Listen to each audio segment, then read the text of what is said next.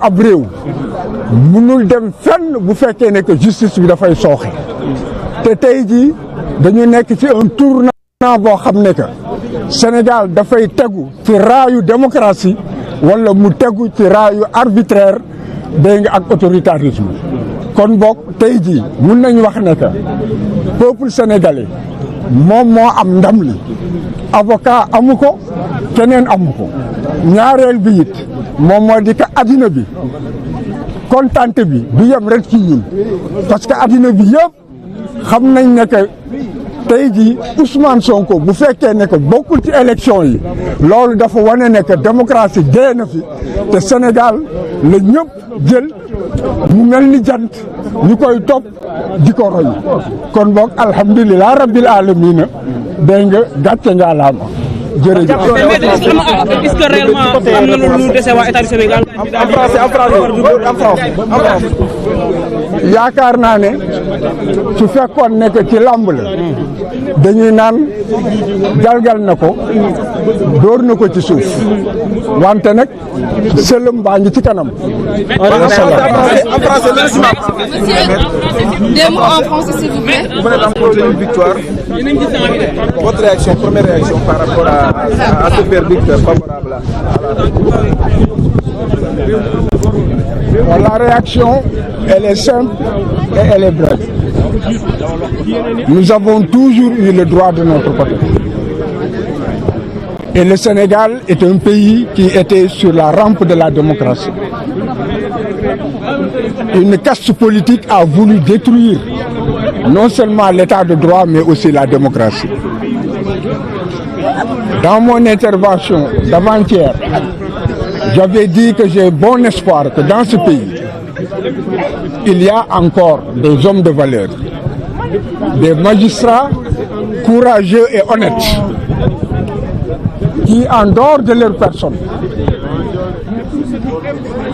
ont aussi à cœur le destin du Sénégal, l'avenir de nos enfants et de nos petits-enfants, qui se battront pour l'état de droit et pour la démocratie. Le juge de Ziguinchor était dans cette lancée. Et ce qu'il a dit a été confirmé. Il ne peut pas y avoir un mensonge qui perdure.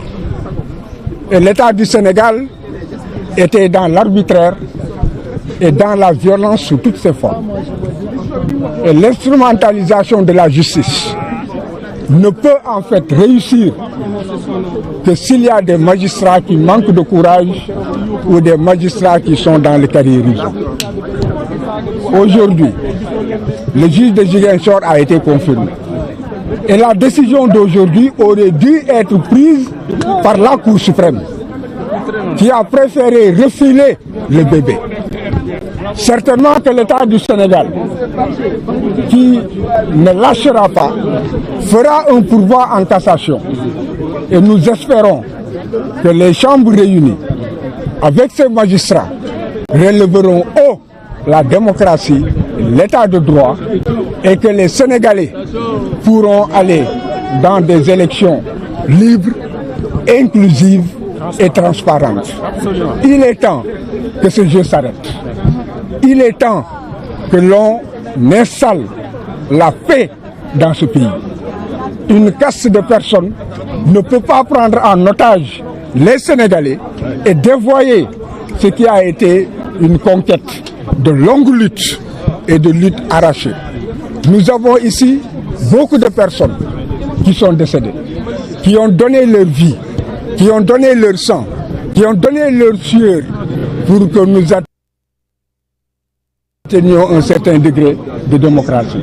Et tout cela était sur le point d'être dévoyé. Mais heureusement, la justice est un pilier, c'est un équilibre dans une démocratie. Et on a voulu utiliser la justice pour dévoyer la démocratie. Mais la justice est encore dans la résistance. Et le peuple vaincra. Toutefois, toutefois, si l'État fait recours peut-être au verdict qui est posé aujourd'hui, est-ce que vous n'aurez pas un certain nombre de problèmes vis-à-vis du recours de l'État en fait à l'avenir? C'est le droit de l'État de faire un recours. Mais retenez que l'État a toujours été dans le mensonge. Et le mensonge ne peut pas, en fait, perdurer.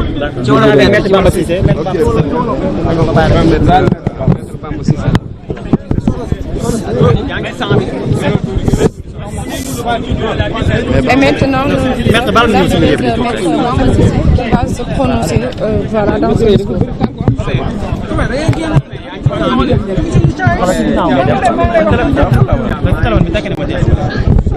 Quelle est la décision?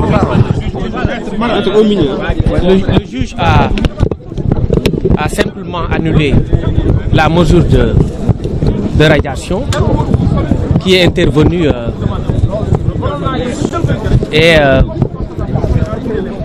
qui avait été prise par l'État du Sénégal contre Ousmane Sonko. Et le juge a ordonné la réintégration d'Ousmane Sonko dans le fichier électoral. Nous remercions d'abord le peuple sénégalais,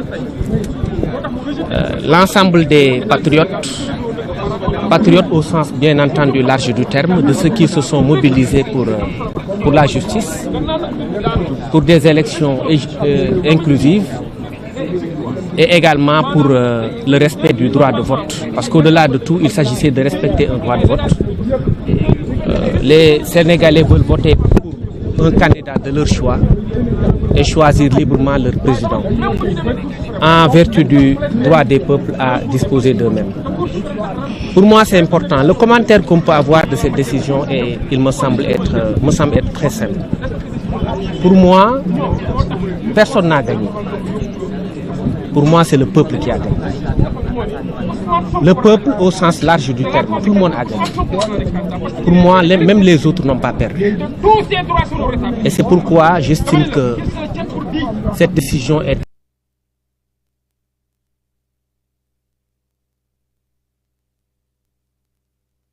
pour tout le monde.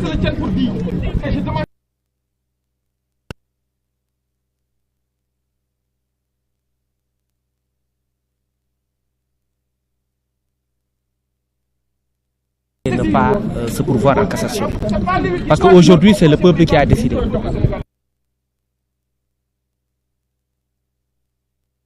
Nous sommes très contents, très satisfaits de la décision et nous saluons la réintégration de M. Ousmane Sonko qui va maintenant participer à la présidentielle de 2024. Sans qu'il n'y ait de discours tendant à dire que quelque parti a perdu, parce que tout le monde a gagné, comme je l'ai dit. Ils ont été bons et ils se sont battus. Mais c'est ça les règles du jeu aussi. C'est comme ça que les choses se passent. Personne n'a perdu, c'est le peuple sénégalais qui a gagné. Te mots en wolof. li may wax mooy tey justice sénégalaise dafa ne Ousmane Sonko dañ koy dugalaat ci fichier électoral bi. D'abord dañuy rendre hommage au peuple sénégalais parce que quand bu justice waxee peuple bi moo wax parce que dañu naan ci nasaraan la justice est rendue au nom du peuple. ñu ngi tamit gërëm ki nga xamante ni liggéeyam rek la def donte waruñu koo gërëm sax waaye ku def lu rafet da nga koy wax ku def lu baax da nga koy wax muy juge Ousmane Racine Thion. tey dugg na ci taarixu réew mi ci histoire bi bokk na ci juge yi nga xamante ni dañu affirmer seen indépendance lii yëpp dafa rafet pour man amul kenn ku gagné pour man peuple sénégalais moo gagné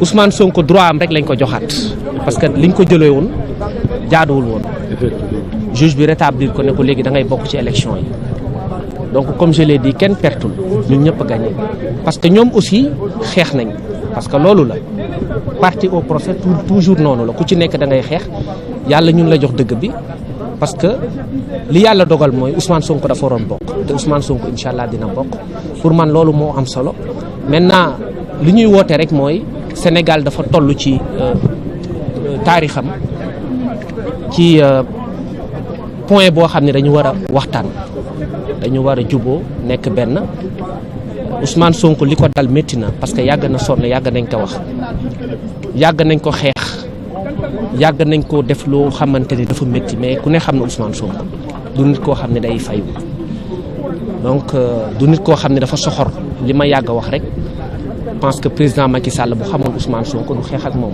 parce que Ousmane Sonko kenn gënu ko du koo xam ne day fayu du koo xam ne day jàpp nit di ko sonal du koo xam ne day jàpp day jël nit ne doo bokk naa la jaay doole yooyu du Ousmane Sonko.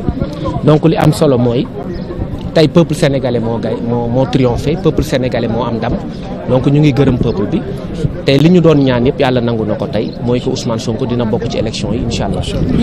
beneen affaire bi mooy état bi am na droit def pourvoi mais ñun dañ koy lancer un appel ne ko pour mu jarul pourvoi parce que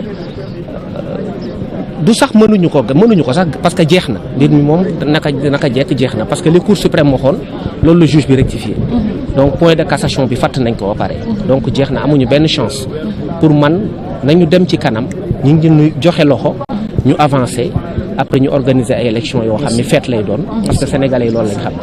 bravo merci beaucoup. ma sànni ci macha allah.